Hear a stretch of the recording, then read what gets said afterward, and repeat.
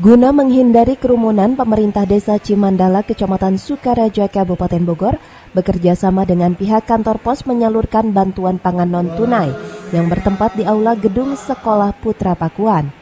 Ratusan warga Desa Cimandala, Kecamatan Sukaraja, Kabupaten Bogor, mendapat bantuan pangan non-tunai sebesar Rp200.000 per bulan yang dibayar selama 3 bulan ke depan. Selain menyalurkan bantuan, pihak desa bekerja sama dengan Batalion Yonkes Angkatan Darat menggelar vaksinasi dosis 1 dan 2 serta booster di tempat penyaluran BPNT.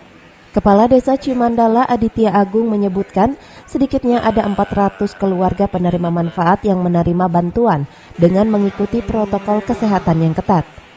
Hari ini penyaluran BPNT di wilayah Desa Cimandala. Kami hari ini melaksanakan penyaluran BPNT dan alhamdulillah dibantu dari Satuan Yonkes untuk melaksanakan vaksinasi untuk dosis 1, 2, dan 3. Dengan vaksin tersebut warga kami bisa dilakukan vaksinasi juga.